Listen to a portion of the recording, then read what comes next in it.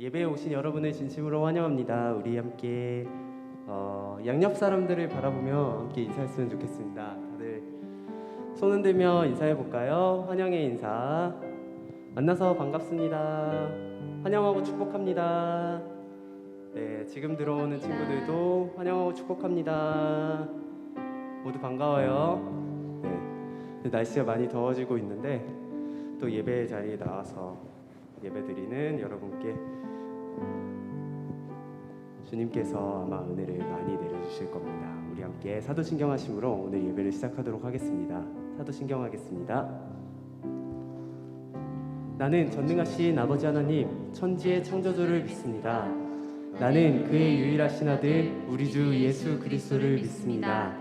그는 성령으로 잉태되어 동정녀 마리아에게서 나시고 본디오 빌라도에게 고난을 받아 십자가에 못 박혀 죽으시고 장사된 지 사흘 만에 죽은 자 가운데서 다시 살아나셨으며 하늘에 오르시어 전능하신 아버지 하나님 우편에 앉아 계시다가 거기로부터 살아있는 자와 죽은 자를 심판하러 오십니다.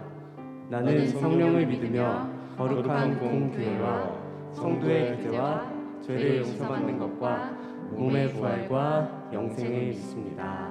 아멘. 우리 함께 지금 시간에는 즐거운 마음으로 왕 되신 주님을 찬양했으면 좋겠습니다. 우리 함께 잠깐 자리에서 일어나 박수치며 찬양을 해볼까요? 네.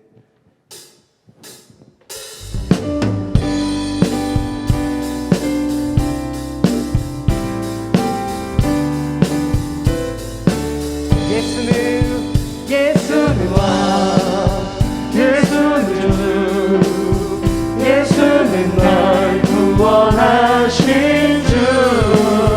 예수는 왕, 예수는 주, 예수는 날 구원하신 주. 예수는 왕, 예수는 주, 예수는 날 구원하신 예수는 왕, 예수는 주, 예수는 날 구원하신 주. 예수는 왕, 예수는 주, 예수는 날 구원하신 주. 예수는 왕, 예수는 주, 예수는 날 구원하신 강하고 능하신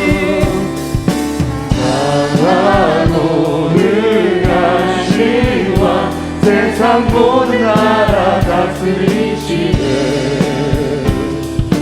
소리 높여 찬양해. 그는 만유의 주, 그는 만왕의 왕. 예수는 왕, 예수는 주, 예수는 날 구원하신 주. 예수는 왕, 예수는 주, 예수는 날 구원하신 주. 왕께 만세, 주께 만세, 날 구원하신 주님께 만세.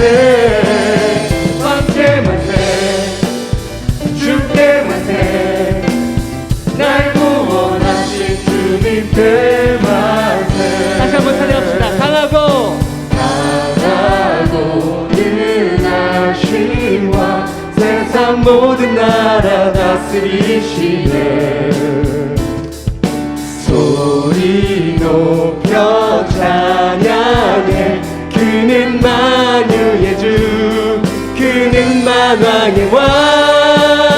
예수는 왕, 예수는 주, 예수는 날 구원하신. 아멘. 예수는 왕, 예수는 주, 예수는 날 구원하신. 왕께 만세, 왕께 만세, 주께 만세, 날 구원하신 주님께 만세. 왕께 만세, 주께 만세, 날 구원하신 주님께 만세. 이 시간 주님 한 분만을 높이길 원합니다. 우리 계속해서 즐거운 마음으로 박수치며 찬양했으면 좋겠습니다.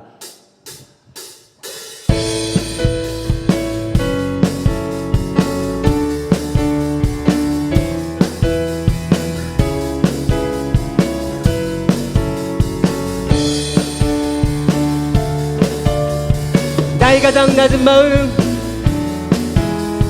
나의 가장 낮은 마음, 주님께서 기뻐하시고 작은 일에 큰 기쁨을 느끼게 하시는도다. 내가 지쳐 무력할 때 주님 내게 힘이 되시고 아름다운 하늘나라 내 맘에 주시는 도 우리에게 축복 주신 하나님 사랑 낮은 자를 높여주시고 아름다운 하늘나라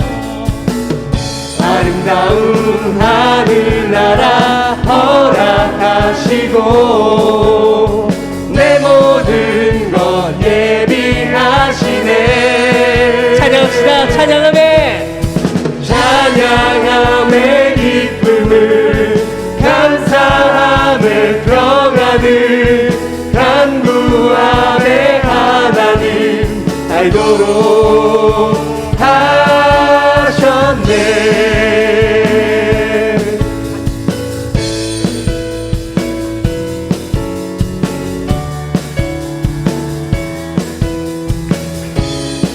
다시 한번 찬양합시다. 나의 가장 낮은 마음,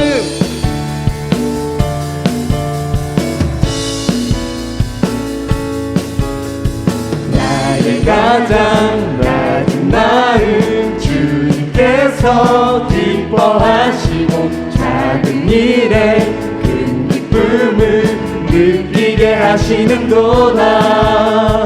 내가 지쳐 무력할 때 주님 내게 힘이 되시고 아름다운 하늘나라 내 맘에 드시는도다.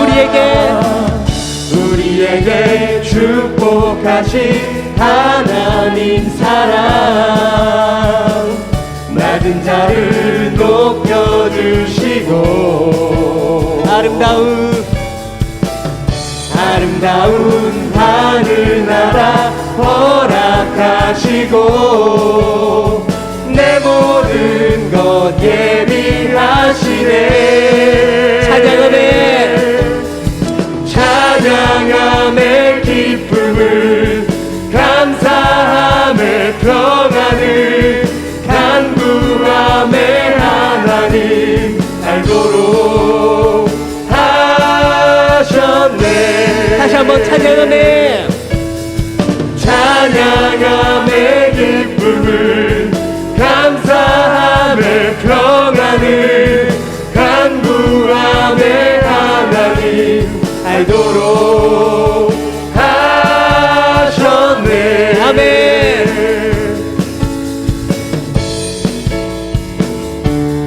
주님께서는 우리의 반석이 되십니다. 믿으십니까? 아멘.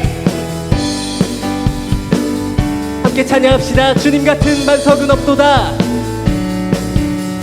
주님 같은 반석은 없도다.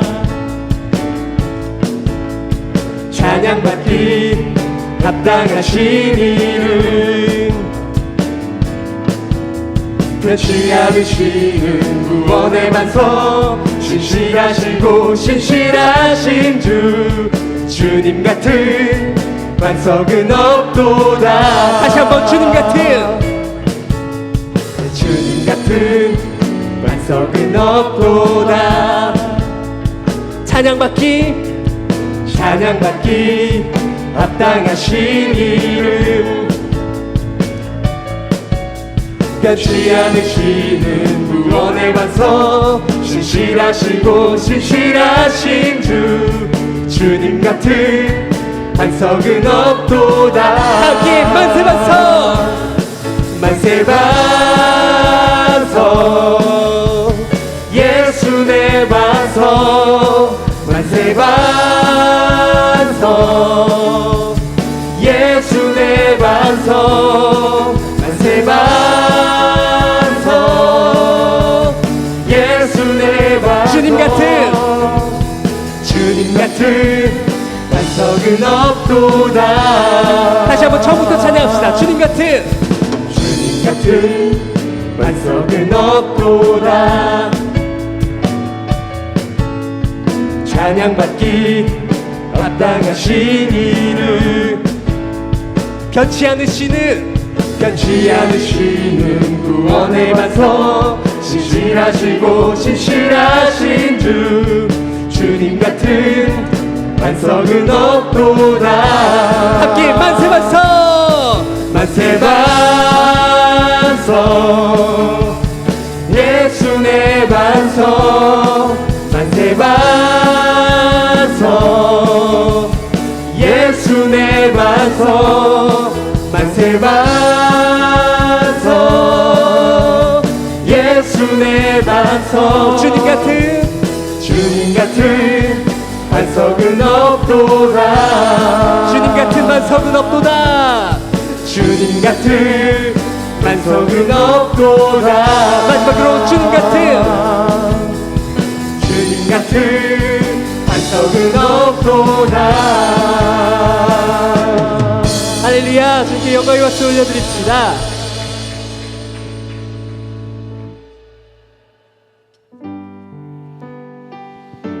우리에게 날마다 새로운 은혜를 주시는 주님을 이 시간 찬양했으면 좋겠습니다.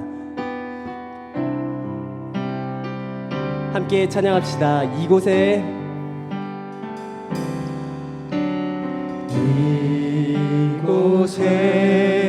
생명샘 솟아나 눈물 골짝 지나갈 때에 모자라 열매 맺히고 웃음소리 넘쳐나리라. 다시 한번 이곳에 생명샘 솟아나 눈물 골짝 지나갈 때에 모자라 열매 맺히고 웃음소리 넘쳐나리라. 꽃들도 구름도 바람도 넓은 바다도 찬양하라 예수를. 하늘을 울리며 노래해 나의 영혼아 은혜의 주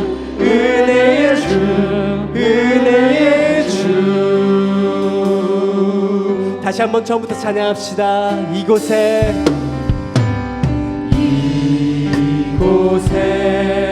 생명샘 솟아나 눈물 골짝 지나갈 때에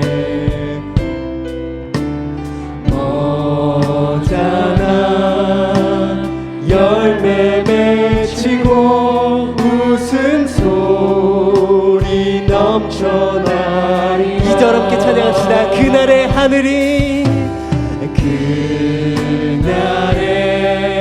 하늘이 열리고 모든 이가 보게 되리라.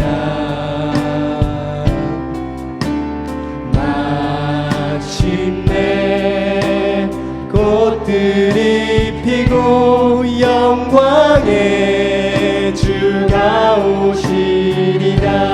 꽃들도 구름도 바다도 넓은 바다도 찬양하라 예수를.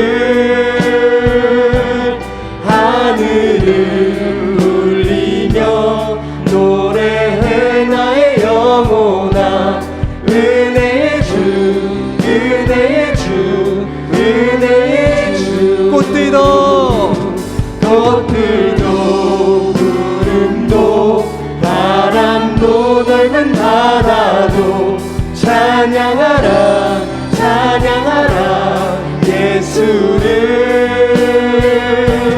하늘을 울리며 노래해 나의 영혼아 은혜의 주 은혜의 주 은혜의 주 꽃들도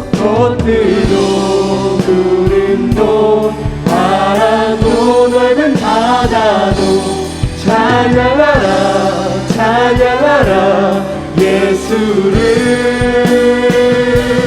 하늘을 울리며 노래해 나의 영혼아 은혜의 주 은혜의 주 은혜의 주. 우리 지금 이 시간에 함께 기도했으면 좋겠습니다. 예배를 위해서 기도했으면 좋겠고요. 이 자리 가운데 임하실 주님을 생각하며 우리 함께 기도했으면 좋겠습니다. 주님, 이 자리 나온 우리 모두에게 은혜를 부어주시옵소서. 우리 모두가 오늘 주님께 예배 올리고 또 예배에 집중하여 우리의 삶이 오늘의 말씀으로 변화될 수 있게 해달라고 다 함께 한 목소리로 기도했으면 좋겠습니다. 기도합시다.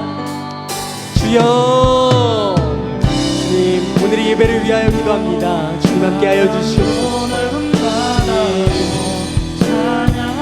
오늘 예배가 온전히 주님께 올려드렸으면 주님, 예배를 방해하는 세력들을 주시옵소서. 주님 함께하여 주시옵소서. 이 자리 가운데 가서 우리 모두와 함께하여 주시옵소서. 주님, 모두 성령 충만하게 주님 들어주시옵소서. 주님 인도하여 주시옵소서. 말씀을 전하시는 목사님 가운데 함께하여 주시옵소서. 주님 그 말씀에 권능을 더하여 주시옵소서. 인도하여 주시옵소서. 하나님 들어주시고 저희 마음을 아버지 하나님 들어주시고 역사에 주시옵소서. 하나님 말씀하여 주시고 은혜를 베풀어 주셔서 우리의 주님 안에서 다시 한번 우리 마음이 힘으로 부상하게 되는 귀한 복된 시간 되게 해 주시옵소서. 하나님의 함께 하심을 경험하고 누릴 수 있는 귀한 은혜의 시간 되시도록 주시옵소서. 아멘. 우리 함께 찬양 드리시면서 주님께 예물을 올려드리도록 합시다.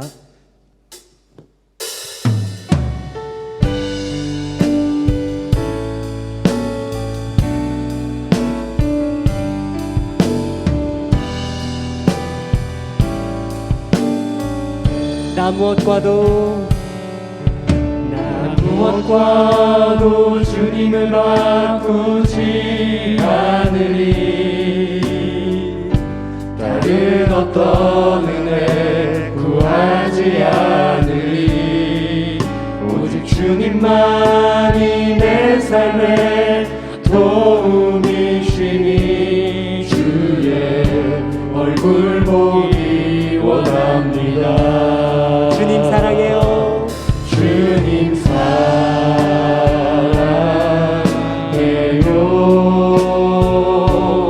온 마음과 정성 다해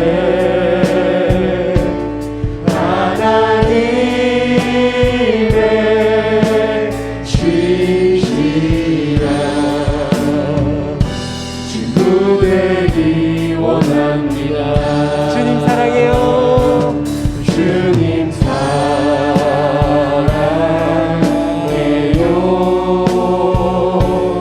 온 마음과 정성 다해 하나님의 신실한 친구 되기 원합니다.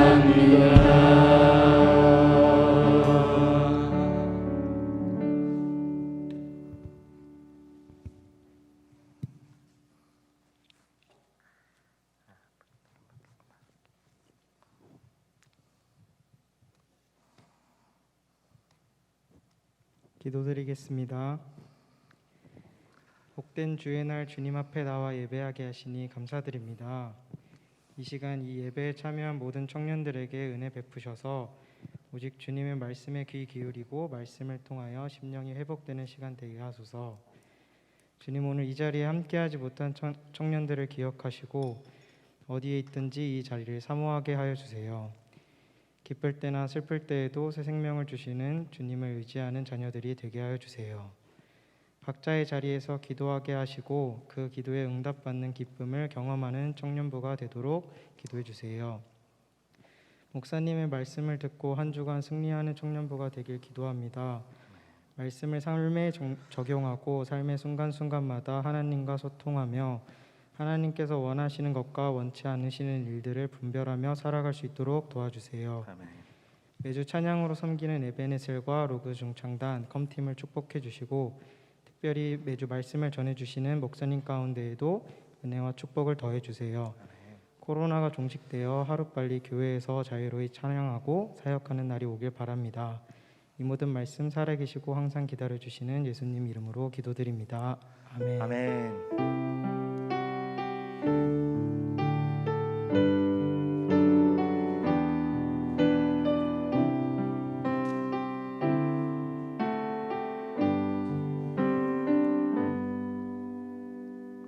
할렐루야, 반갑습니다. 잘 오셨습니다. 우리 청년들 주님의 이름으로 축복하며 환영합니다. 이렇게 찬양함 가운데 우리 청년들 얼굴 한 사람 한 사람 이렇게 얼굴을 보는데 참 하나님께서 주시는 그런 제 안에 따뜻한 마음, 또 하나님께서 참 우리 청년들 사랑하시는구나 하는 마음을 느끼는 시간이었습니다.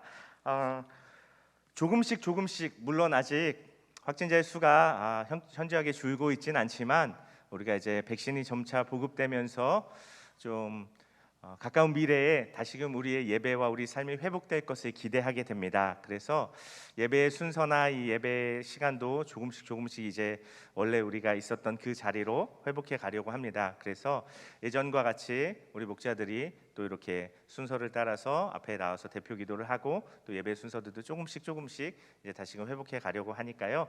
우리 청년들도 기대하는 마음으로 늘 이 예배에 또 우리 청년부에 참여해 주시기를 부탁을 드리겠습니다. 그리고 한 가지 또 추가 제가 드릴 광고 안내 공지가 있는데, 우리가 이전까지는 지난주까지는 주일 설교 딱 끝나면 퀴즈 두 문제에서 탁 카톡방에 드리고 답이 오면 순서대로 선착순으로 탁탁탁 끊어서 선물을 줬잖아요. 근데 이게 좀 앞으로 물론 지금은 이제 셀 모임이 아직은 정상적으로 이루어지지 않고 있지만 앞으로 셀 모임이 또 회복됐을 때, 또 지금 이 상황 가운데 우리 청년들이 어떻게 이 셀에서 나눌 수 있는 것들을 혼자서 해볼 수 있을까 생각을 하다가 이제 그날 설교와 관련해서 몇 가지 질문을 제가 준비해서 목자들한테 이제 그 예배가 마치면 보내줄 거예요. 그러면 이제 뭐 관찰 질문해서 그냥 성경 내용 설교 듣다가 그냥 자연스럽게 그냥 뭐 알 수 있는 그런 질문들, 그다음에 또 이제 그 본문 안에서 좀 핵심이 되는 질문들, 그다음에 이걸 내 삶에 어떻게 적용할지 또 이런 질문들 해서 한 뭐 6-7개 정도 매주 질문을 제가 줄 것 같아요. 목자들이 이제 전달할 텐데 그걸 이제 자기가 작성을 해서 나름의 답, 뭐 정답이 있는 것도 있고 없는 것도 있어요. 네, 그걸 정리를 해서 저한테 이제 보내주시면 제가 그 가운데 이제 추첨을 해서 선물을 드리는 걸로 이렇게 할게요. 그래서 앞으로의 우리 소그룹의 회복의 때를 대비하고 또 지금 이때 우리가 또 우리 스스로 신앙을 세워나갈 수 있는 도구로 또 사용해 보려고 하니까요.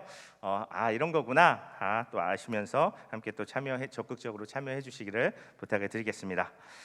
오늘 나눌 말씀 보겠습니다. 오늘 이 시간 함께 나눌 말씀은 사무엘상 17장 31절에서 40절까지의 말씀을 함께 보도록 하겠습니다. 사무엘상 17장 31절에서 40절의 말씀 한 절씩 번갈아 가면서 읽어보도록 하겠습니다. 제가 먼저 읽겠습니다. 어떤 사람이 다윗이 한 말을 듣고 그것을 사울에게 전하였으므로 사울이 다윗을 부른지라. 다윗이 사울에게 말하되 그로 말미암아 사람이 낙담하지 말 것이라. 주의 종이 가서 저 블레셋 사람과 싸우리이다 하니. 사울이 다윗에게 이르되 내가 가서 저 블레셋 사람과 싸울 수 없으리니 너는 소년이요 그는 어려서부터 용사임이니라. 다윗이 사울에게 말하되 주의 종이 아버지의 양을 지킬 때에 사자나 곰이 와서 양떼에서 새끼를 물어가면 내가 따라가서 그것을 치고 그 입에서 새끼를 건져내었고 그것이 일어나 나를 해하고자 하면 내가 그 수염을 잡고 그것을 쳐 죽였나이다. 주의 종이 사자와 곰도 쳤은즉 살아계시는 하나님의 군대를 모욕한 이 할례받지 않은 블레셋 사람이리까 그가 그 짐승의 하나와 같이 되리이다.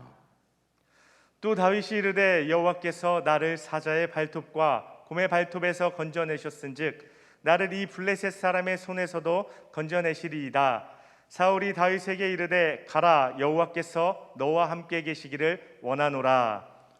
이에 사울이 자기 군복을 다윗에게 입히고 노투구를 그의 머리에 씌우고 또 그에게 갑옷을 입히매 사울이 칼을 군복 위에 차고는 익숙하지 못함으로 시험적으로 걸어보다가 사울에게 말하되 익숙하지 못하니 이것을 입고 가지 못하겠나이다 하고 곧 벗고, 함께 읽겠습니다.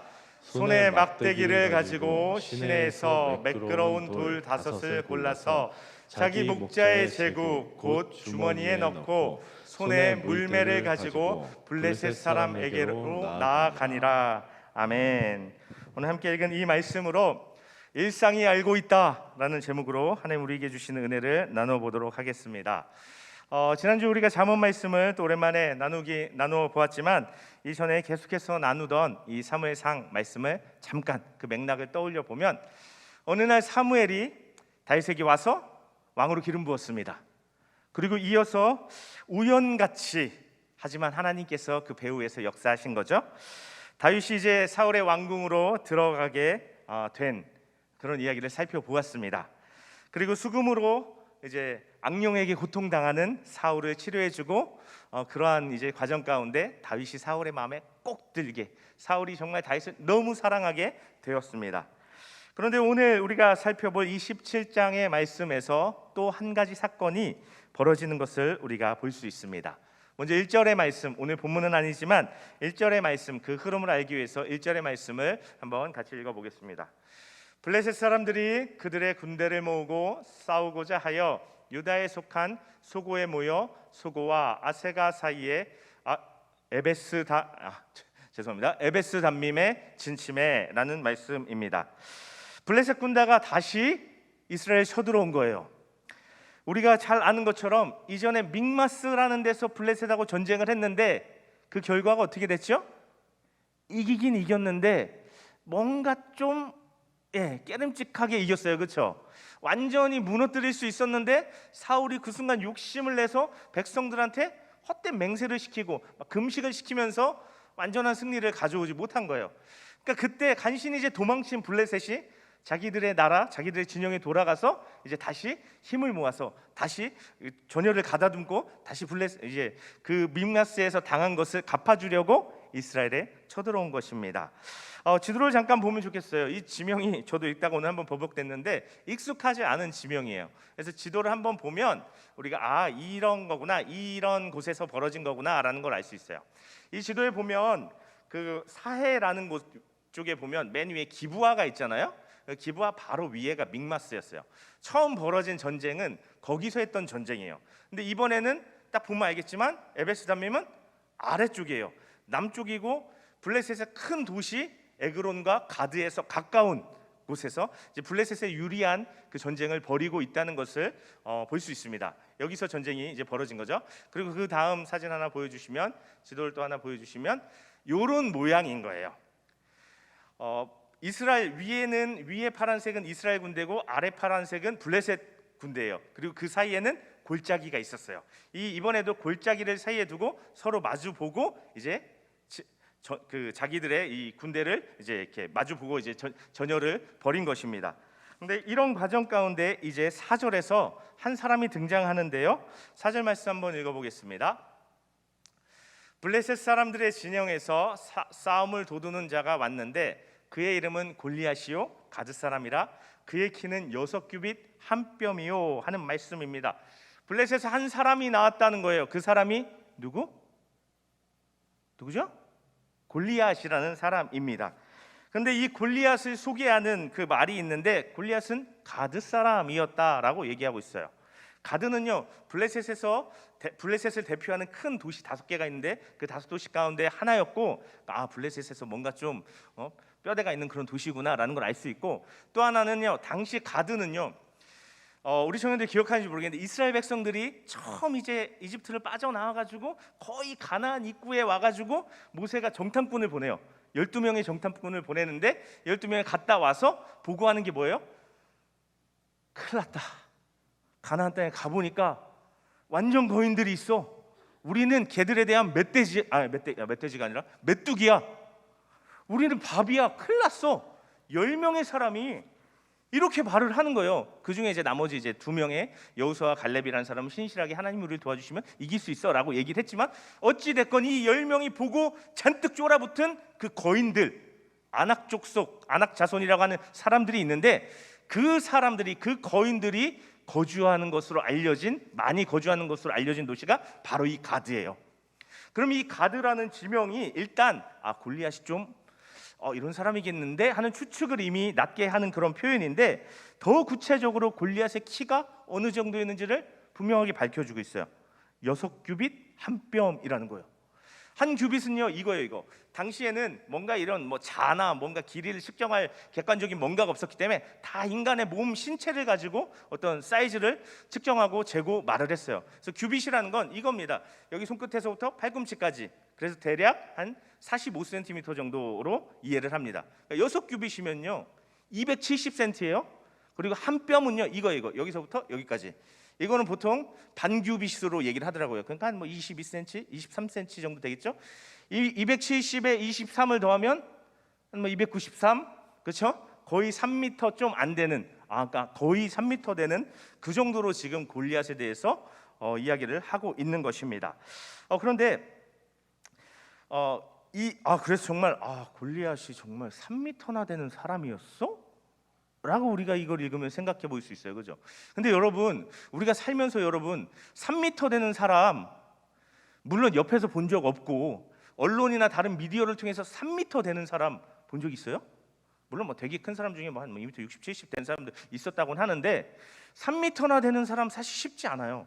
그리고 이게 조금 더 이제 진짜 3m야? 라고 생각해 볼 수 있는 것은, 나중에 이제 구약 성경을 헬라어로 번역한 70인역이라는 성경이 있는데, 그 성경은 이 골리앗의 키를 4규빗 1뼘이라고 얘기하고 있어요. 한 2m 정도로 이야기를 하고 있는 거예요.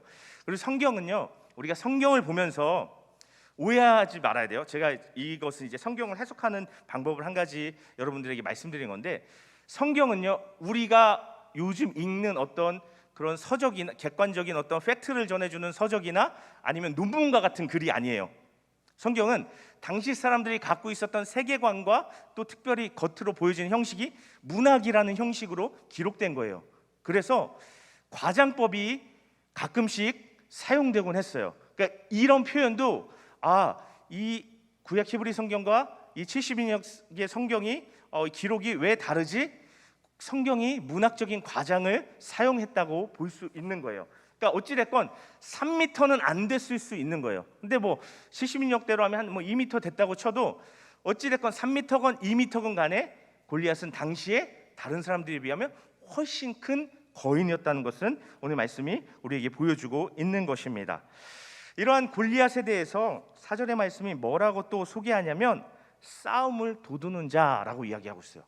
싸움을 도두는 자, 무슨 뜻이지? 우리식으로 하면 싸움을 도두는 자 하면 뭐인 것 같아요? 양쪽으로 왔다 갔다 하면서 제가 너한테 뭐라고 했어? 제가 너 뭐라고 하고 다니는지 알아? 이런 싸움 거는 약간 이런 느낌처럼 우리한테는 다가오는데, 원어를 그대로 직역하면 남을 위해 대신 싸우는 사람이라는 말입니다. 남을 위해서 대신 싸우는 사람이 뭘까? 당시 고대 근동의 전쟁 방식, 전쟁의 그런 자주 사용하던 그 전쟁의 방식을 보면 대표전이라는 전쟁의 방식이 있었어요.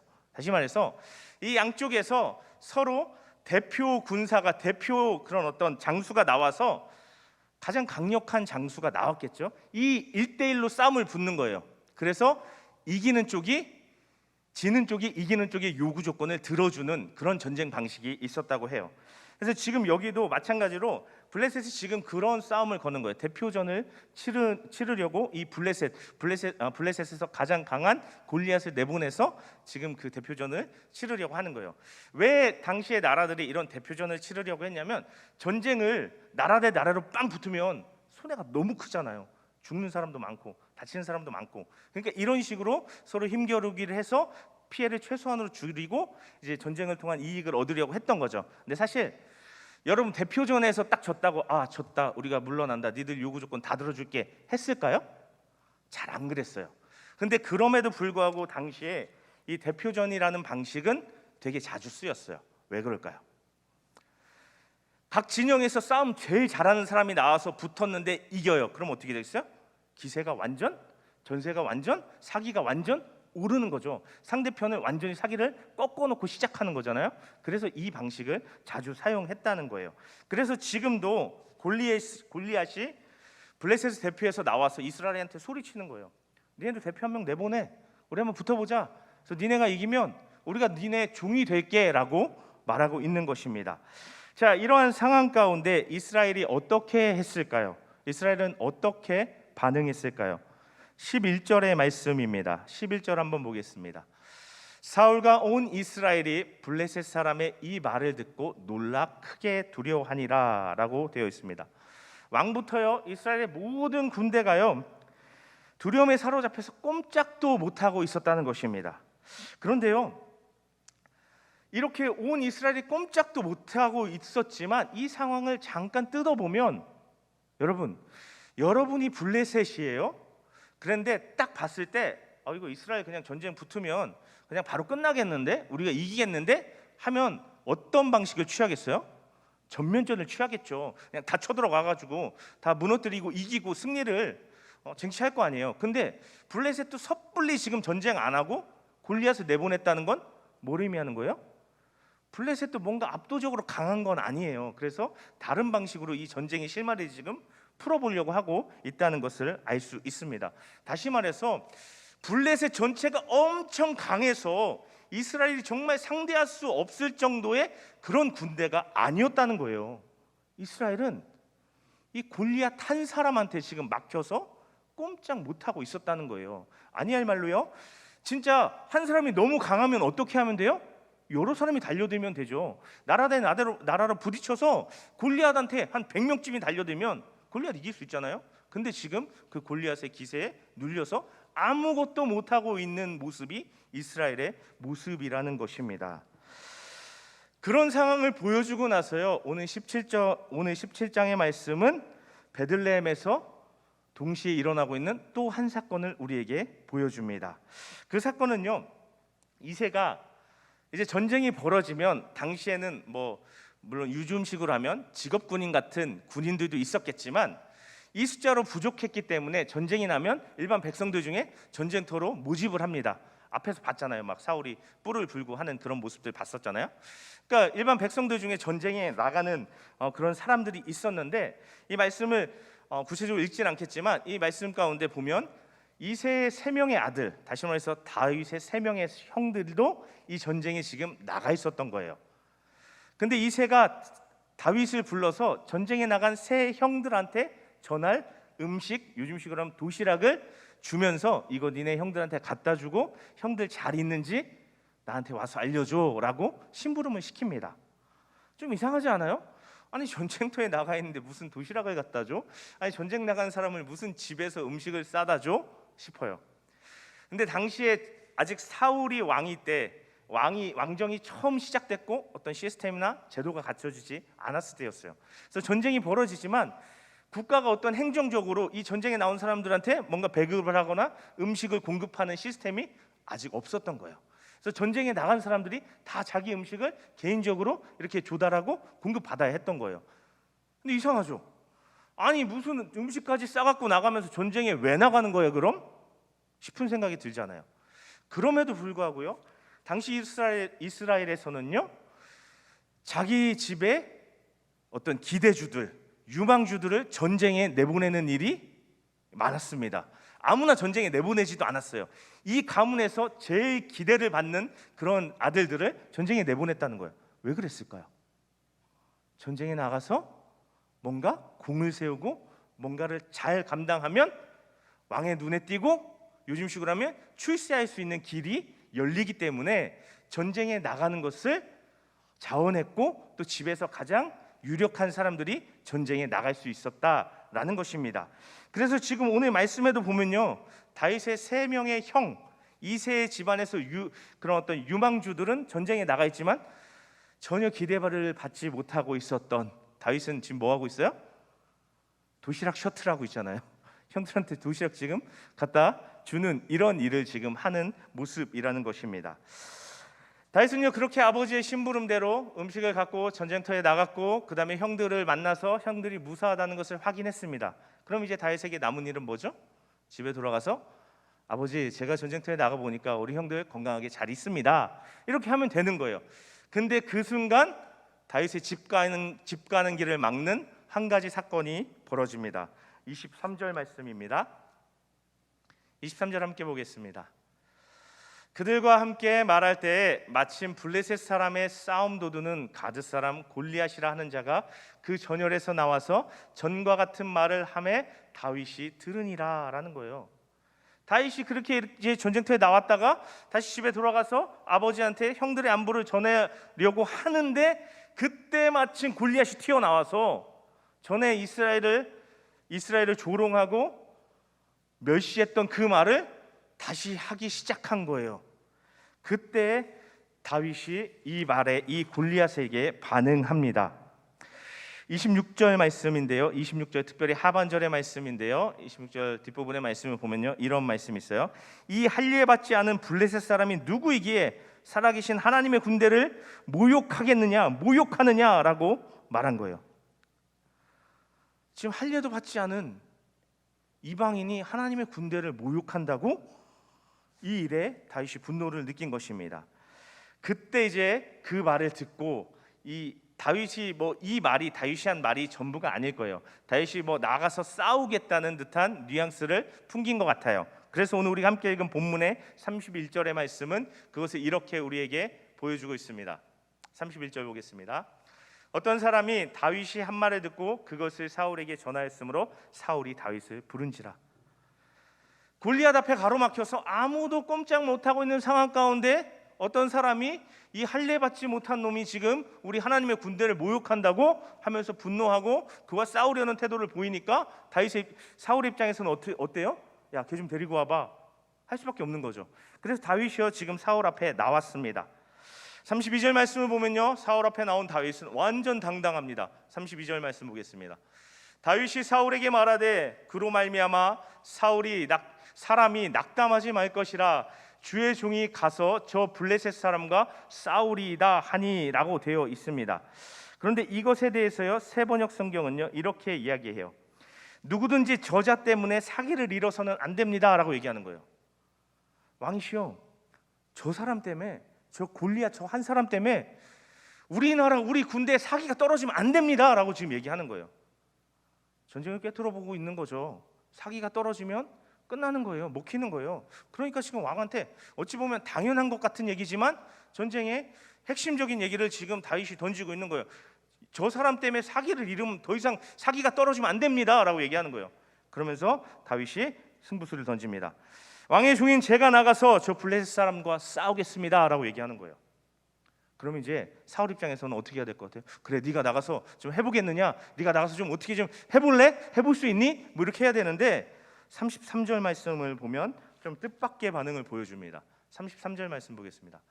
사울이 다윗에게 이르되 네가 가서 저 블레셋 사람과 싸울 수 없으리니 너는 소년이요 그는 어려서부터 용사임이니라 라고 말한 건데 세번역을 이걸요 더 우리의 피부에 와닿게 이야기해요.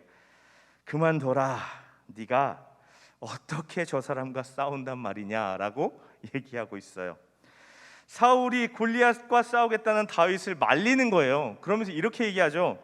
야, 쟤는 어려서부터 전쟁을 치른 용사인데 넌 그냥 어려라고 얘기하는 거예요. 사울이 다윗의 이 도전을 객기처럼 지금 받아들이고 있는 거예요. 근데 그때 다윗이 회심의 말을 던집니다. 34절과 35절의 말씀인데요. 34절 35절 말씀 보겠습니다. 다윗이 사울에게 말하되 주의 종이 아버지의 양을 지킬 때에 사자나 곰이 와서 양떼에서 새끼를 물어가면 내가 따라가서 그것을 치고 그 입에서 새끼를 건져내었고 그것이 일어나 나를 해하고자 하면 내가 그 수염을 잡고 그것을 쳐 죽였나이다 라고 얘기하는 거예요. 쉽게 얘기하면요, 이런 거예요. 우리식으로 그냥 쉽게 얘기하면 사자랑 곰이랑 싸워봤어요? 난 싸워봤는데 라고 얘기하는 것 같은 말인 거예요. 그래서 다윗은요, 주의 종이 사자와 곰과도 싸워서 이겼는데 저 블레셋 사람 못 이기겠습니까? 라고 말하는 것 같아요. 그러나 이 말은요, 단순히 내가 사자도 이겨봤고 곰도 이겨봤기 때문에 저 사람 하나쯤은 문제없어요 라고 얘기하는 게 아니라는 거예요. 36절 말씀 보면요, 다윗이요 이렇게 이야기하는데, 다윗은 살아계시는 하나님의 군대를 모욕한 블레셋 사람으로 골리앗을 말하고 있습니다. 다윗도 알고 있어요. 어려서부터 전쟁터에서 잔뼈가 굵고 키가 성경 표현에 대하면 3m, 2m 정도 되는 그 거인, 그리고 제가 자세히 읽지는 않았지만 온몸을요 당시의 최첨단 무기와 갑옷들로 풀 무장을 한 골리앗이었어요. 싸우기가 쉽지 않다는 거 다윗도 알아요. 근데 다윗이 그 위험하고 쉽지 않은 골리앗과의 싸움에 나가겠다고 한 분명한 이유가 있었던 거예요. 골리앗이 하나님의 군대를 모욕했습니다. 이건 무슨 의미예요? 하나님의 군대를 모욕했다는 건 하나님의 어떤 소유, 하나님의 것을 모욕했다고 건드렸다는 것은 어떤 의미예요? 하나님을 건드리고 하나님을 모욕한 거예요. 다윗은 거기서 화가 난 거예요. 아니, 저게 뭔데 우리 하나님을 모욕해? 이런 거였던 거죠. 이어서요 37절의 말씀을 보면요, 이렇게 또 이런 말씀이 기록되어 있습니다. 또 다윗이 이르되 여호와께서 나를 사자의 발톱과 곰의 발톱에서 건져내셨은즉 나를 이 블레셋 사람의 손에서도 건져내시리이다 라고 말하는 거예요. 사자와 곰에게서 건져주신 하나님께서 이 블레셋 사람한테서도 당연히 구해주실 것을 믿습니다 라는 거예요. 단순한 분노가 아니라 하나님을 신뢰하고 하나님을 의지하는 믿음으로 나아가겠다라고 한 것입니다. 여기까지 이르니까 이제 어떻게 돼요? 그제서야 사울도 더 이상 다윗을 만류할 수가 없어요. 전쟁터로 나가게 합니다. 그러면서요 다윗에게 자기가 갖고 있는 당시 이스라엘에서 가장 좋은 무기, 가장 좋은 갑옷, 최첨단 그런 전쟁 도구를 다윗에게 줘요. 다윗이 그걸 써보기도 하고 입기도 하고 차보기도 하고 들어보기도 해요. 근데 자기한테 안 맞는 거예요. 익숙하지가 않은 거예요. 그래서 누구나 탐낼 만한 왕의 전쟁 용품, 전쟁 도구들을 다 내려놓고 나이가 필요 없어요. 안 가져가는 거예요. 그러면서 어떻게 하냐, 뭘 가지고 나가냐 보니까 40절 말씀에 보면 이런 거 가지고 나가요. 왕의 가장 좋은 갑옷, 투구, 검 다 내려놓고 손에 막대기를 가지고 시내에서 매끄러운 돌 5을 골라서 자기 목자의 제구 곧 주머니에 넣고 손에 물매를 가지고 블레셋 사람에게로 나아가니라. 뭐 갖고 나갔다고요? 막대기, 물매, 그리고 돌 5개. 이어지는 이야기는요, 우리가 너무나도 잘 아는 이야기, 잘 아는 결과입니다. 다윗이 골리앗에게 달려가서요, 이 물매로 돌을 날립니다.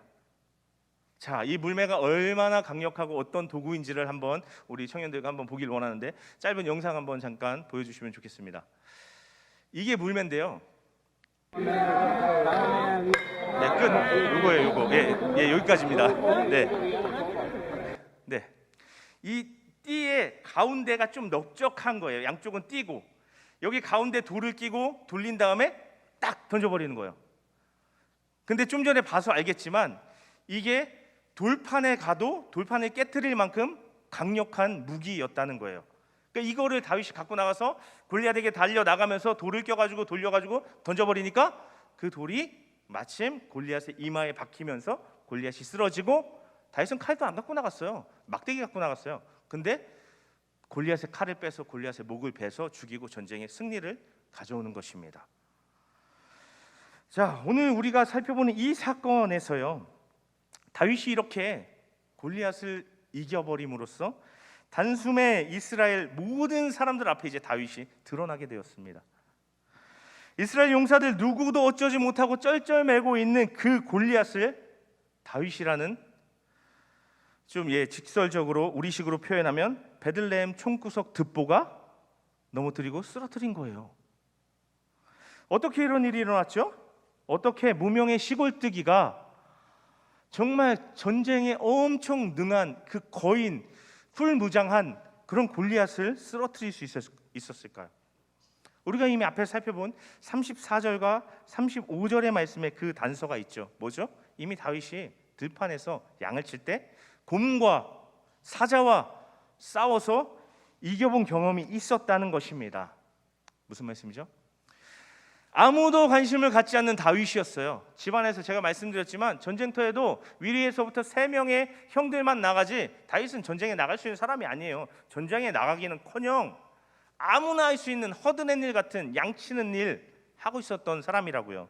근데 그 아무도 관심 갖지 않는 양치는 자리 들판에서 다윗이 자기 실력을 키우고 있었던 거예요. 물론요, 자기 자신도 몰랐어요. 이렇게 곰과 싸우고 사자와 싸워서 이기는 게 이것 때문에 나중에 자기 인생이 어떻게 될지 다윗도 몰랐어요. 그저 자신에게 맡겨진 극한 직업을 성실하게 그냥 감당한 거예요. 최선을 다해서. 그렇게 하다 보니까 자기도 모르는 사이에 능력이 쌓이고 있었던 거예요. 그리고 하나님께서 하나님의 때에 그 능력을 가져다가 지금 사용하셔서 모든 이스라엘이 꼼짝 못하고 벌벌 떠는 그 골리앗을 쓰러뜨리게 하신 거예요. 다윗이 골리앗과의 싸움에 가져간 물매도 마찬가지였습니다. 아무런 경험도 없는 그냥 다윗이 어느 날 그냥 지나가다가 골리앗이 우리나라 모욕하니까 그냥 에이 탁 맞으면 좋고가 아니에요. 다윗은 모두가 부러워하고 탐낼 수 있는 왕의 무기를 거절했습니다. 이유는 단 하나, 익숙하지 않아서. 대신 물매를 챙겨갔죠. 왜? 익숙하니까. 그가 양을 지키면서 익숙하게 사용했고 능숙하게 다룰 수 있는 도구가 물매였기 때문에 그걸 가지고 전쟁에 나간 거예요. 골리앗과 싸움에 나간 거예요. 남들이 볼 때 어땠을까요? 야, 최첨단 칼, 막 검, 갑옷, 막 이런 게 막 판을 치는 그 전쟁터에 막대기, 물매, 돌 5개 갖고 나가는 다윗을 보면 사람들이 뭐라고 했겠냐고요. 정상적인 상황 같으면 뭐라고 했겠냐고요. 미쳤냐? 죽으려고? 라고 얘기했겠죠. 정말 보잘것없는 거예요. 그런데 물매가 다윗에게는요, 골리앗의 창도 사울의 검도 능가하는 강력한 무기가 되었습니다. 물매가 다윗에게는 일상의 도구, 그에게 익숙한 일상의 도구였기 때문에 그랬다는 것입니다. 일상에서 훈련된 자신만의 익숙한 도구와 실력이 가장 강력한 무기이고 능력이 되었던 것입니다. 다윗이 평소 그 양을 돌보던 자리, 우리식으로 하면 일상의 자리에서 쌓은 그 경험이 다윗을 당당하게 했고 승리할 수 있게 해주었다는 것입니다. 다윗의 능력은, 다윗의 승리의 비결은 일상의 능력이었다는 거예요. 그런데 다윗에게는요, 사실 더 강력한 무기가 한 가지 숨겨져 있었습니다. 37절 말씀인데요, 37절 다시 한번 보겠습니다. 37절 말씀 보겠습니다. 또 다윗이 이르되 여호와께서 나를 사자의 발톱과 곰의 발톱에서 건져내셨은즉 나를 이 블레셋 사람의 손에서도 건져내시리이다. 사울이 다윗에게 이르되 가라, 여호와께서 너와 함께 계시기를 원하노라 라고 말하는 이 장면에서 다윗이 뭐라고 얘기해요? 여호와께서 나를 사자의 발톱과 곰의 발톱에서도 건져내어 주셨어요 라고 얘기하는 거예요. 여러분, 사람이 사자랑 싸우고 곰이랑 싸우는 게 가능한 일이에요? 여러분 같으면 나한테 되게 중요한 거, 나 진짜 이거 없으면 죽을 것 같다고 사자하고 곰이 달려오는데 이거 지키려고 사자하고 곰하고 싸워요? 도망치죠. 다윗도 마찬가지였을 거예요. 사자와 곰을 처음부터 무서워하지 않고 막 사자랑 맞짱 뜨고 이런 거 아니에요. 무서워서 도망가기도 했을 거예요. 하지만 하나님께서 그 아버지를 통해서 자기에게 맡겨주신 이 양을 지켜야 된다는 그 사명감에 하나님을 믿고 하나님을 의지하고 하나님을 신뢰하면서 두렵지만 이 사자와 이 곰과 싸워가고 또 이기는 것도 경험해 간 거예요. 다윗에게 숨겨져 있던 한 가지 더 강력한 무기는 다윗의 일상의 믿음이었다는 것입니다. 일상생활 가운데 하나님을 의지하고 하나님을 경험하면서 그에게 일상의 믿음이 점점 쌓여가고 있었다는 것입니다. 다윗은 그런 일상의 믿음을 능력으로 소유한 사람이었습니다. 우리는요, 사람들이 주목할 만한 거 갖고 싶고 그걸 또 드러내기를 원합니다. 그래서 특별한 스펙, 경력, 또 특별한 능력 이런 거 원해요. 뭐 오늘 말씀에 보면 사울의 갑옷 같은 게 그런 거겠죠. 모든 사람이 탐낼 수 있는, 모든 사람이 부러워하고 선망하는 왕의 갑옷, 왕의 무기. 그러다 보니까요, 어떤 일이 벌어져요? 그럼 뭔가 대단해 보이는 거에 비해서 보잘것없는 나의 일상이 뒷전이 되는 거예요. 중요하지 않은 것처럼 느껴지는 거예요. 어떻게 해서든 주목받고 큰 인정을 받는 자리로 나아가고 싶은 거예요. 그런데 오늘 말씀은 다윗의 모습을 통해서 우리에게 한 가지를 분명하게 가르쳐주고 있습니다. 누군가를 동경하고 무언가 대단한 것을 갖추는 것보다 먼저 나의 일상을 성실히 살아낼 수 있어야 한다라는 것입니다. 왜요? 우리는 오늘 나의 일상의 삶이 별 대단한 것 없는 것 같아서 나의 그냥 매일의 일상은 이거 빨리 마치고 좀 더 좋은 상황으로 가면 좋겠다. 이거 빨리 그냥 내 일상 날마다 반복되는 거 빨리 벗어나면 좋겠다 정도로만 생각한다는 거예요. 그러나 골리앗을 쓰러뜨릴 만큼 나만의 강력한 무기가 만들어지는 장소는 다윗에게 평범한 일상, 양을 치는 들판의 자리였다는 것입니다. 우리가 그것을 기억해야 하는 거예요. 골리앗을 쓰러뜨린 다윗이 가진 승리의 능력이 길러진 장소는요, 집안에서 뭐 유망주라서 기대를 받는 그런 자리가 아니었습니다. 또 사울에게 인정을 받아서 사울의 사랑을 받는 왕궁의 자리도 아니었어요. 아무도 관심 갖지 않고 아무도 쳐다보지 않고 소외돼서 누구나 할 수 있는 허드렛 일 하는 거잖아. 그 들판이 다윗이 일상의 능력을 갖추어가고 확보해가는 자리였다라는 것입니다. 다윗은 그 별 볼 일 없는 일에 최선을 다했습니다. 왜요? 37절 말씀처럼 하나님께서 자신을 사자와 곰과의 싸움에서 구해주셨기 때문에 그렇습니다. 그런데 그게 다가 아니었어요. 이 말은 뒤집어 보면요, 하나님이 다윗이 들판에서 양을 칠 때 사자하고 곰하고 싸우는데 지켜주셨다는 얘기는 하나님이 다윗이 들판에 있는 거를 아셨다는 거예요. 들판에 있는 다윗을 하나님이 보고 계셨다는 거예요. 사람들은 다윗에게 집중하지 않았어요. 그냥 이세네 집에 그 막내 배다른 자식, 집에서 별로 쓸모없는 일 하는 애 있잖아, 걔. 사람들은 관심 갖지 않았어요. 근데 하나님께서는 다윗을 보고 계셨다고요. 그 보잘것없는 자리, 별 볼 일 없는 일에 최선을 다하는 다윗을 하나님은 보고 계셨다는 것입니다. 하나님이 우리를 언제 바라보십니까? 하나님이 우리를 언제 볼까요? 예배에 나온 지금, 그 교회 예배당에 앉아있는 지금? 물론 바라보시겠죠. 그러나 하나님께서 더 많은 시간 우리를 바라보시며 관심을 갖고 있는 그곳이 어디겠어요? 도서관과 스카의 구석자리, 사무실 한 기퉁이, 날마다 반복되는 고단한 업무 현장, 이런 곳이 하나님께서 나를 관심을 갖고 지켜보시는 자리라는 것입니다. 그 자리가 나의 실력이 길러지는 자리고, 하나님께서 나를 하나님의 좋은 도구와 일꾼으로 빚어가시고 만들어가시는 자리라는 것입니다.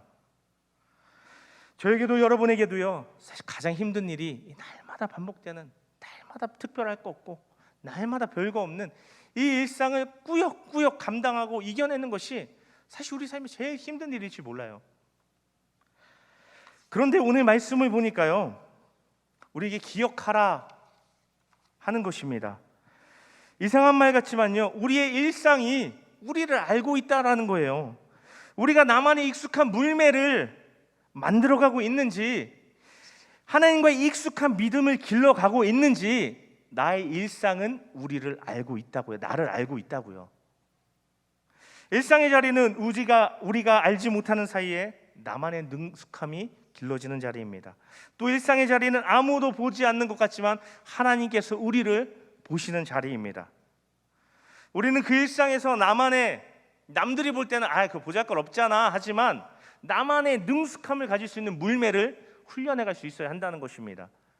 그리고 우리는 그 일상의 자리에서 하나님을 의지하고 경험하는 일상의 믿음들을 계속해서 쌓아가고 훈련할 수 있어야 한다라는 것입니다. 우리의 믿음은요, 어디서 뚝 떨어지는 게 아니에요. 하나님이 오늘 갑자기 내가 너한테 오늘 갑자기 큰 믿음 주고 싶어졌어, 큰 믿음 줄게, 받아라, 이게 아니라 일상의 작은 일들 가운데 계속해서 하나님과 경험하면서 믿음이 쌓여가고 믿음이 자라가고 믿음이 커져가는 거라는 거죠. 일상의 자리는 초라하거나 무가치한 자리가 아니라는 것을 오늘 말씀의 다윗의 모습을 통해서 기억할 수 있기를 바랍니다. 우리가 일상의 믿음과 나만의 일상의 물매를 확보하게 될 때 하나님께서는 당신의 쓰임을 위해 우리를 찾아오시고 우리의 삶을 이끌어 가실 것을 믿습니다. 저와 여러분이 일상에 훈련받고 승리하여 하나님의 손에 붙들려 하나님의 목적에 귀하게 쓰임받는 한 사람 한 사람 되시기를 간절히 바라고 축복합니다. 오늘 우리가 일상의 의미를 새롭게 발견하게 되길 바라고, 오늘 우리가 우리 일상 가운데 무엇을 하고 어떤 삶을 살아가야 할지를 새롭게 결단하게 되시는 귀한 하나님의 은혜가 있으시기를 간절히 바라고 축복합니다. 아멘. 이 시간 잠시 함께 기도하겠습니다. 오늘 나눈 말씀 기억하면서, 오늘 들은 말씀 기억하면서 이 시간 잠시 함께 기도할 수 있었으면 좋겠습니다. 하나님, 나는 지금 내가 날마다 살아가는 나의 일상의 자리를 어떻게 느끼고 어떻게 대하고 어떻게 받아들이고 살아가고 있습니까? 그냥 하찮고 별 볼 일 없고 빨리 지나갔으면 좋겠고 큰 의미 없는 그런 것으로 여기는지, 아니면 정말 하나님께서 지금 나를 훈련하시려고 지금 나를 보내시고 세우신 나의 물매와 나의 믿음의 자라가고 훈련해 가야 할 자리로 내가 여기고 있는지 스스로 돌아볼 수 있길 바랍니다. 그리고 하나님 앞에 기도할 수 있길 바랍니다. 하나님, 내가 나의 일상을 소홀히 여기고 하찮게 여기고 그냥 대충대충 때우는 식으로 살아가고 있었던 것 같습니다.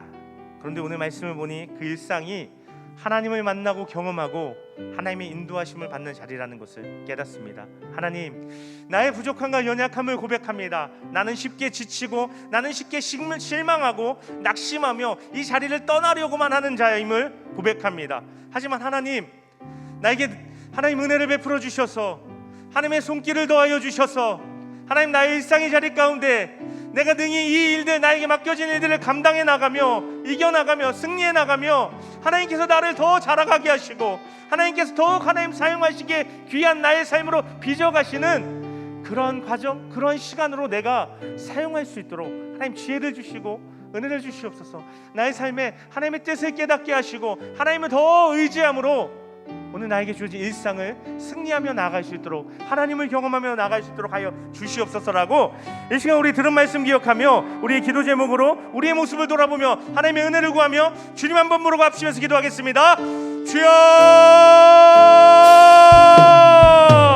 하나님 아버지 감사합니다. 하나님, 우리 청년들을 오늘 이 시간 이 예배의 자리로, 하나님의 은혜의 자리로, 하나님의 아버지 사랑의 음성을 듣는 이 자리로 인도하여 주심에 감사를 드립니다.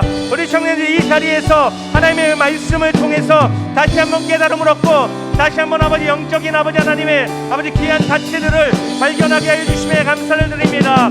하나님, 오늘 말씀을 통해서 우리는 다윗이 어느 날 갑자기 골리앗을 우연처럼 쓰러뜨린 것이 아니라 그가 아버지 일상의 자리에서 아버지 무료하고 아무도 아버지 하나님 관심 가져주지 않고 아버지 심지어 조롱받았을지도 모른 그 자리에서 하나님을 의지하며 살아갔고 하나님께서 그에게 맡겨주신 삶에 최선을 다하고 아버지 하나님, 남들이 볼 때는 보잘것없다 하지만 자신이 익숙하고 자신이 귀하게 사용할 수 있는 그런 도구들을, 그런 능력들을 키워나갔음을 우리가 보게 됩니다. 하나님, 오늘 우리가 다윗과 같이 지루하고 아버지 고된 끝이 없는, 변함이 없을 것 같은 아버지 일상의 자리를 살아가고 있습니다.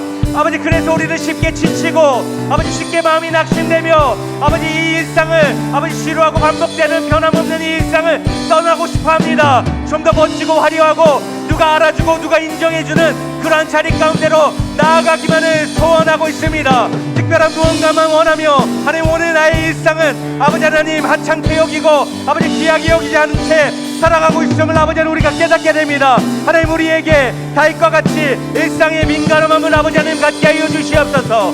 일상 가운데 민감하게 하나님을 아버지 찾고 구하며 의지하고 하나님의 도우심을 경험하며 하나님과 나의 관계를 깊이 아버지 쌓아가며 하나님께 대한 나의 믿음을 더 깊이 아버지 하나님 세워가며 쌓아갈 수 있는 아버지 일상의 믿음을 소유할 수 있는 저와 우리 청년들이 될 수 있도록 하나님 축복하여 주시고 역사하여 주시옵소서. 주시옵소서. 하나님 또한 오늘 나의 일상의 자리 가운데 하나님께서 맡겨주신 일 가운데 내가 아버지 하나님 길러가는 하나님 나의 능력들, 아버지 내가 아버지 더 익숙하게 나에게 익숙한 아버지 하나님 능력들, 나에게 익숙한 재능들, 나에게 익숙한 하나님께서 주시는 은사와 달란트들을 내가 더 가꾸어가고 내가 더 훈련해가며 내가 더 이것을 사용하며 하나님 또 하나님의 능력 가운데 더 아버지 능숙해져서 하나님께서 나를 찾아오시는 그때 하나님께서 하나님의 뜻대로 나를 사용하시려고 하나님의 쓰임에 나를 불러 사용하시려고 나를 찾아오시는 그때 내가 믿음과 내가 아버지 나만의 물매를 소유하고 확보하여서 하나님께 귀하게 붙들려 쓰임받고 하나님의 인도하시는 삶의 자리로 하나님께서 쓰시는 삶의 자리로 나아갈 수 있는 우리의 삶이 되게 하여 주시옵소서. 우리가 어느 날 갑자기 하나님 앞에 큰 쓰임을 받는 것이 아니라 일상의 작은 일들 가운데 하나님의 쓰임을 경험하고 하나님의 함께 하심을 경험하며 하나님의 도우심을 경험함 가운데 하나님 내가 점점 더 하나님께 큰 쓰임으로 하나님의 많은 쓰임 가운데로 나아가게 되는 줄로 믿습니다. 하나님 오늘 나의 삶 가운데 하나님 부르신 자리 가운데 내가 기꺼이 나의 삶을 드려서 이 작은 일에 헌신해서 하나님께 쓰임받는 삶을 살게 하여 주시옵소서. 하나님 나에게 은혜를 베풀어 주셔서 지금 삶의 자리를 능히 감당하게 하여 주시옵소서. 하나님께서 우리의 삶을 붙드시고 인도하여 주시고 우리가 지치고 낙심될 때 우리에게 새로운 소망의 아버지 소망을 보게 하여 주시고 하나님의 크신 뜻을 하나님의 큰 그림을 보게 하여 주셔서 우리가 오늘의 일상을 능히 살아내고 감당하며 승리하며 하나님 앞에 더욱더 온전히 세워져 갈 수 있도록 하나님 우리를 붙드시고 인도하여 주시옵소서. 하나님 우리 청년들 마음을 새롭게 하여 주시고 하나님의 일상 가운데 더 자꾸 구하며 만나고 동행할 수 있는 하나님의 능력을 경험할 수 있는 귀한 청년들 다 되게 하여 주시옵소서. 하나님 우리 청년들을 기억하시고 축복하시고 은혜 베풀어 주시옵소서.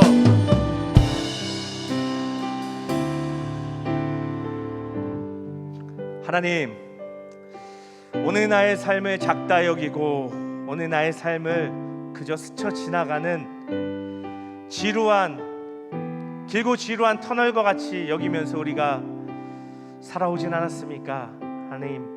하나님께서 나를 훈련하시는 자리가 오늘 나의 삶, 나에게 주어진 일상인데 나는 그 가치를 하찮게 여기며 허비하며 낭비하며 살아온 것 같습니다.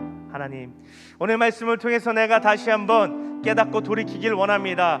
이 자리가 지금 내가 있는 자리가 내 눈에 보기에는 아무것도 아닌 것 같지만 하나님께서 나에게 정말 가장 좋은 하나님께서 생각하시고 또 생각하셔서 나를 훈련하시기에 가장 좋은 자리로 나를 보내셔서 나를 빚어가시며 사용하시는 자리라는 것을 깨달아 알게 하여 주시고 하나님 이 자리 가운데 내가 하나님을 더 찾고 더 구하고 더 의지하며 하나님을 경험하게 하여 주시고 내가 이 자리에서 하나님께서 나에게 주신 나의 물매와 같은 익숙한 나의 재능과 달란트와 능력을 더 활용하고 더 다듬어가고 더 능숙하게 만들어갈 수 있는 지혜와 능력을 하나님 더하여 주시옵소서. 우리가 일상 가운데 믿음으로 세워지고 우리가 일상 가운데 하나님 주신 능력을 더 능숙하게 다듬어감을 통하여서 하나님께서 우리를 찾으시는 그때 하나님께서 우리를 필요로 하시는 그때 하나님이 나를 찾아오시는 그때 내가 하나님 앞에 준비된 모습으로 나아갈 수 있는 저와 우리 청년들 다 되게 하여 주시옵소서. 하나님 우리는 연약합니다. 쉬이 넘어지고 쉬이 지치고 쉬이 하나님 지루해하는 쉬이 재미없어하는 그러한 자들입니다. 하나님 늘 우리와 함께 하시고 우리의 마음을 새롭게 하시고 하나님의 우리를 향하신 뜻과 계획과 비전을 깨닫게 하여 주셔서 우리가 하나님을 의지하면서 하나님과 동행하면서 오늘 나에게 주어진 삶을 능히 살아내고 승리하고 그 가운데 하나님을 더 깊이 경험하고 하나님과 더 가까워지는 복된 나의 일상이 다 되게 하여 주시옵소서. 예수님의 이름으로 간절히 기도 올려드립니다. 아멘. 나의 일상의 자리에서 하나님이 나를 만나 주십니다. 할렐루야.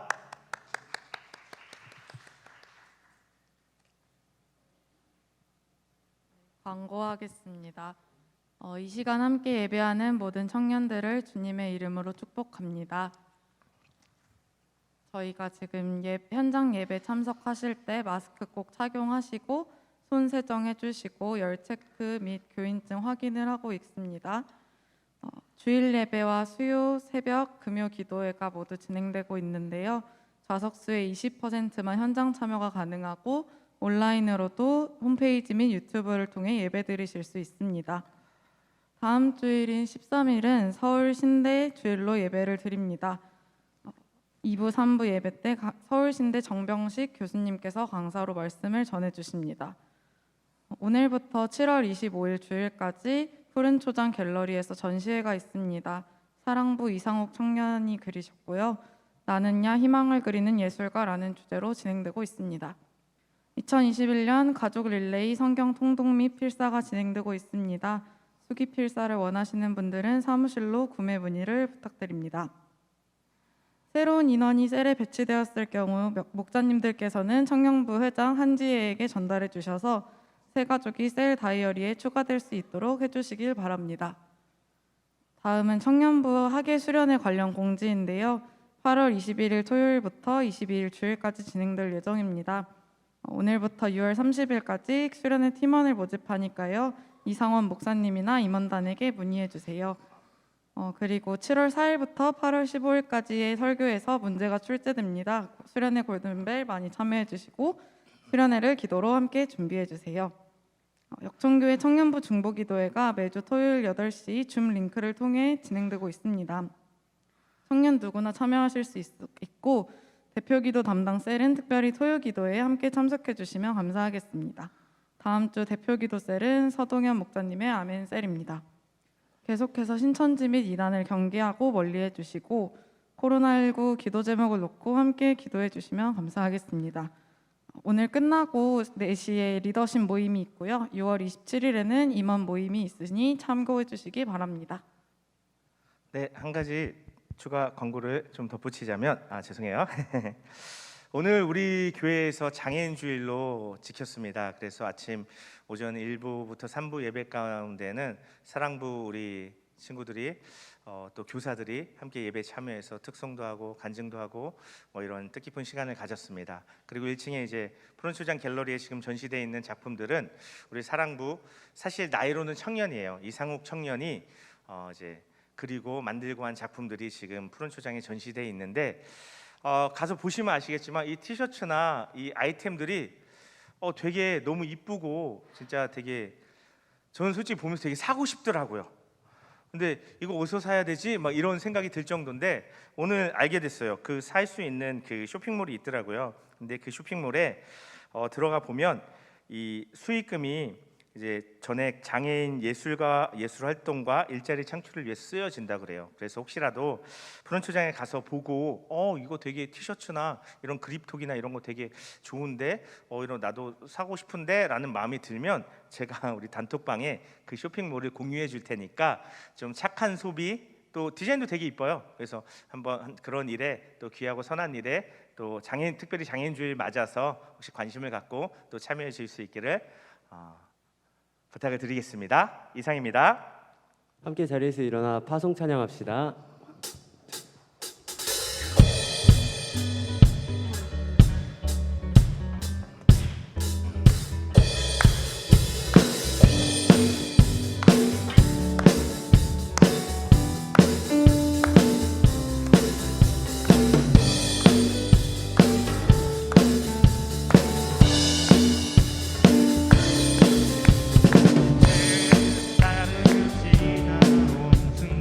찬양합시다. 주 따르며 지나온 순간에 승리와 수많은 실수 그 안에 새겨진 의미를 보내 저 하늘이 무지개 천국에 소망과 언약의 증거 언제나 주와 함께 하시네 벅찬 가슴으로 더 큰 목소리로 터질 것 같은 기쁨과 감격을 노래하라 하늘을 외치며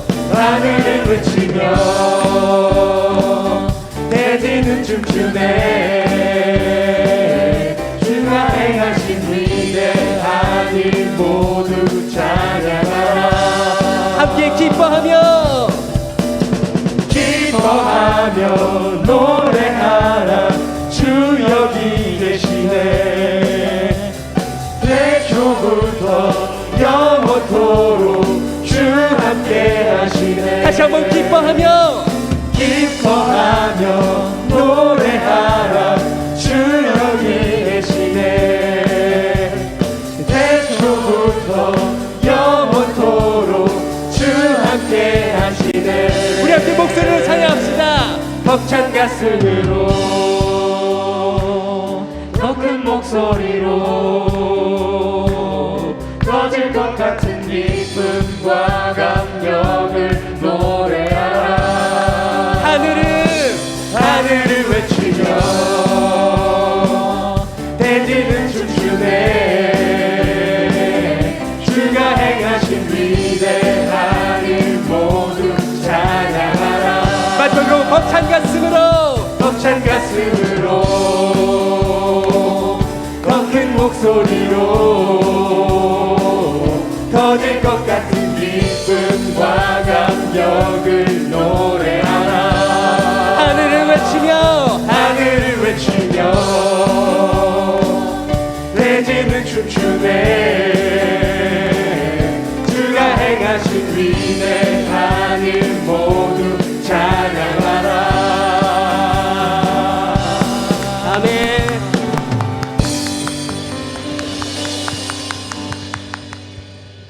축하하겠습니다.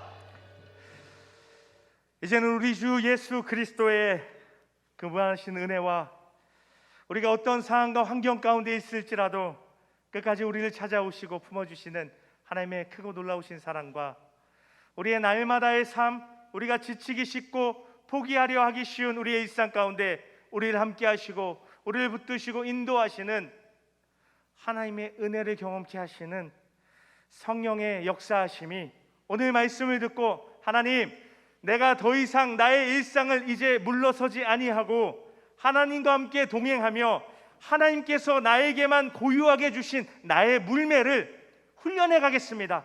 하나님이 쓰시겠다 할 때 합당한 모습으로 서 있는 내가 되어 보겠습니다. 나의 일상을 이제 담대히 마주해 보겠습니다 라고 결단하며 하나님의 도우심을 구하며 나아가는 우리 청년들과 함께 예배하는 모든 분들 위해 이제로부터 영원토록 함께 하시기를 간절히 축원하옵나이다. 아멘.